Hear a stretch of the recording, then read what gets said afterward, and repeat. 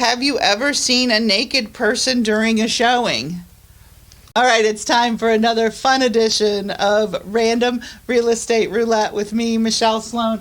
Okay, each week I'm going to answer a fun question or just try to get a little bit of an information about some experience that I have encountered over the last 20 years in real estate.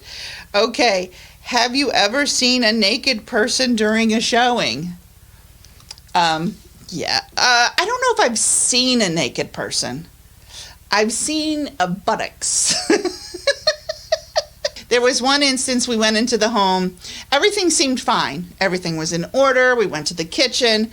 And then all of a sudden, we were about ready to go to the primary bedroom. And we heard the shower running. And I'm like, okay, the shower's running. What do? Okay, we had already looked through part of the house. This person was obviously in the bedroom showering or in the bathroom showering for quite some time while we were in the house. We did everything. They knew we were coming. We had an appointment. It wasn't like we just walked in, but we walked in. We had already looked around. We did this. We went, okay, I think it's time to go. So we backed out. We kind of backed out of the house, closed the door. We never did see the primary bathroom. We never saw the naked person. The second instance was also pretty good.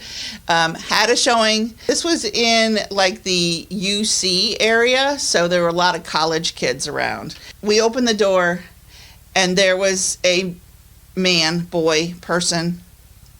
He was a college student, most likely. Naked as a jaybird, laying on the couch, passed out. Now, thankfully, for all of us, he was laying up against the couch, so all we saw was his little butt. But that was another instance where I wasn't going to try to wake him. We just backed right out the door and said, we didn't even say goodbye.